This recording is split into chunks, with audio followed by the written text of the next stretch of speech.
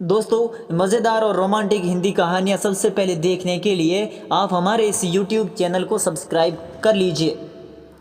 रात के 12 बजे फ़ोन की घंटी बजी। उस समय आकाश और संगीता सरमोया भूलकर एक दूसरे से लिपटकर हम बिस्तर हो रहे थे।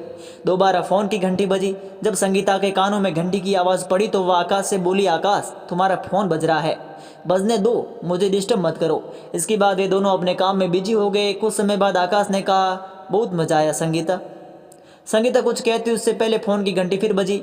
आकाश फ़ोन। संगीता बोली, जाओ तुम ही फ़ोन उठा लो। आकाश ने संगीता से कहा, हेलो कौन हो तुम, इतनी रात को बार बार क्यों फ़ोन कर रही हो? संगीता ने पूछा। क्यों, तुम दोनों के काम में रुकावट आ गई? मुझे मालूम है कि तुम सावंत की पत्नी हो जो चंद रुपयों के लिए किसी का भी बिस्तर गर्म करती हो।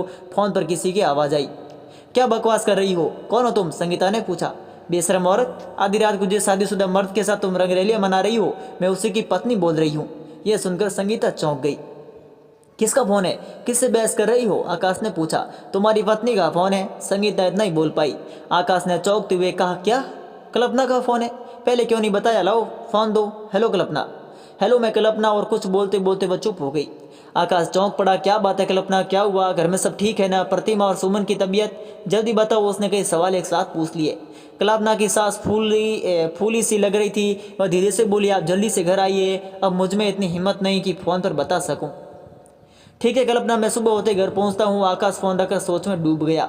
3 साल भी नहीं हुए थे आकाश को यहाँ आए हुए। अच्छी नौकरी और मुंह मांगी तनख्वाह ने आखिर उसके बरसों के बांध को तोड़ दिया था। पुरानी नौकरी के साथ पुराने शहर और घर परिवार को छोड़कर वह यहाँ बसा था।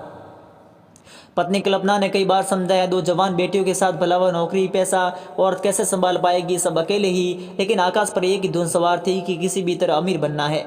आकाश के हुनर की वहाँ कोई कदर न थी। वह ज़्यादातर समय घर पर ही बिता देता था। नौकरी करने वाली पत्नी को उस घर से जुड़े रहना बड़ी राहत देता था।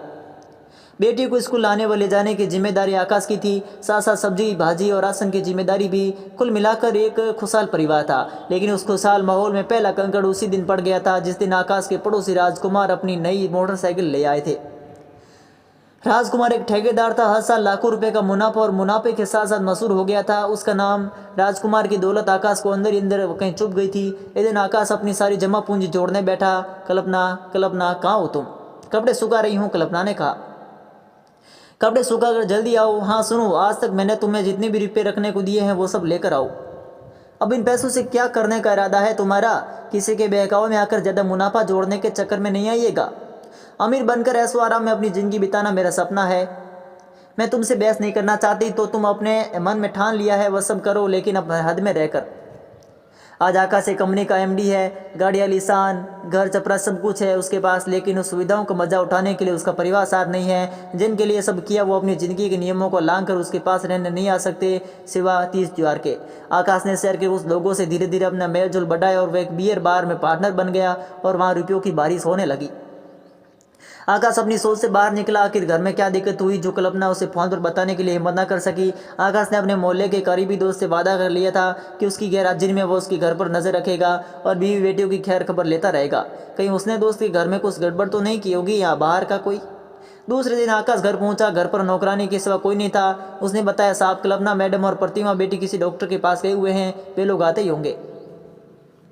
कुछ देर बाद कल्पना और प्रतिमा घर पहुंचे। आकाश ने पूछा, कल्पना घर में सुमित भी नहीं है और तुम दोनों किसी डॉक्टर के पास गई थी, तुम सबकी तबीयत तो ठीक है ना?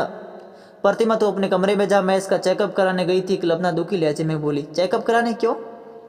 सुनो इसकी करतूत। कल 7 बजे जब मैं सब्जी लेने जा रही थी तब मेरी नज़र सोफे पर बैठी सुमन पर पड़ी। सिर पर हाथ रखकर देखा तो उसके तेज बुखार था। डॉक्टर के पास ले आई, दवा सुमन को दी। उसके पास बैठे बैठे मेरी आंख लग गई। आधी रात को मेरी नींद खुली तो देखा सुमन का बुखार उतर गया था। सोचा प्रतिमा को देखते चलूं। प्रतिमा अपने कमरे में तो थी पर उसके साथ में था आपके दोस्त राजकुमार का बेटा। यह देखकर मेरे पैरों तले जमीन खिसक गई। राजकुमार का लड़का? आकाश चिल्लाया। रुको, अब मैं दूसरों से लड़ना झगड़ना समझदारी की बात नहीं है, ना ही किसी पराये पर आंख मूंद कर यकीन करना।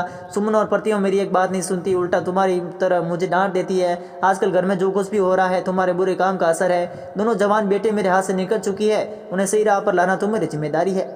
आकाश सिर पकड़कर बैठ गया। वह पछता रहा था कि अपने परिवार से दूर रहना, किसी पराये पर यकीन करना और जिंदगी में ऊंची उड़ान भरना कभी कभी बेवकूफ़ी भरा काम भी हो सकता है।